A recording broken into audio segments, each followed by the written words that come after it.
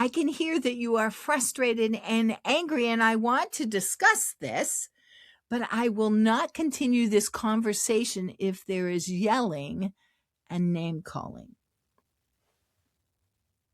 Another way to look at it, clear is kind. Get clarity, setting boundaries.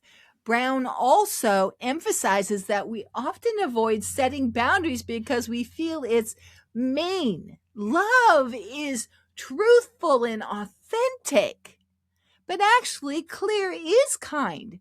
Ambiguity leads to anxiety and escalation.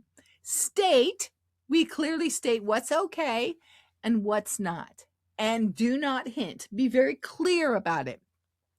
It is okay and it is not okay. It's okay to be angry about a mistake, a situation, a misunderstanding. It is okay to be angry at that.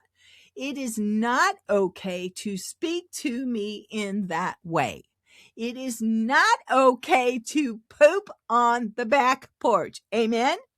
And if they cross the boundary, we must follow through. We must follow through with leaving the room, ending the call, so that the boundary is real. We separate ourselves from the behavior.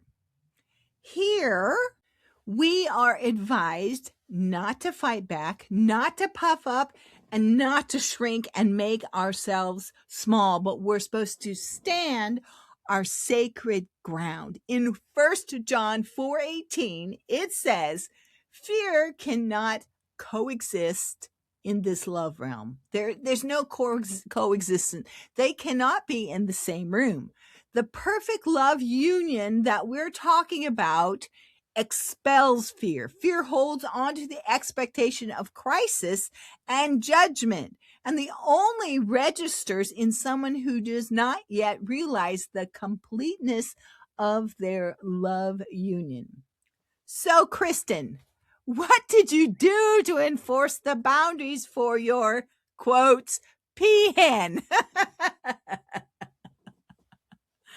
I went to our local hardware store and I purchased that orange warning fence. Some people call it a snow fence, and I erected it around the base of the pergola.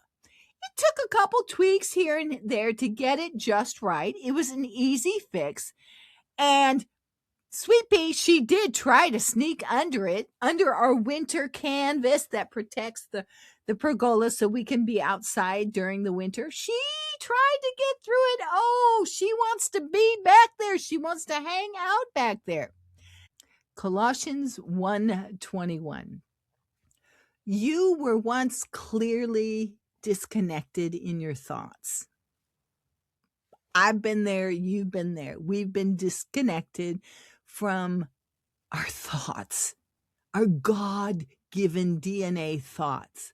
Our indifference and hostility towards God were purely a result of a mindset that was harassed by hardships and annoyances. We have all been separated from God in different areas of our mind, of our thoughts, in situations and circumstance. Yes, the orange fencing is ugly. Thank God it's wintertime.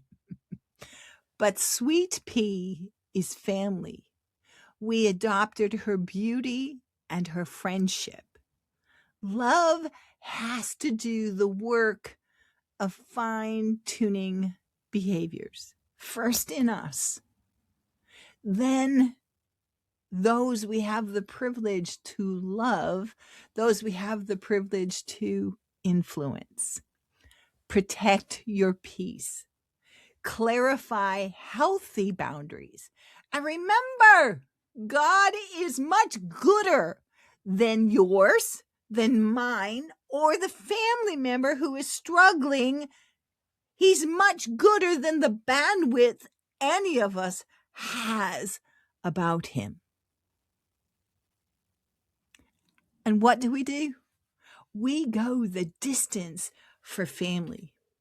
Orange is a very kind and purposeful, healthy boundary. Amen.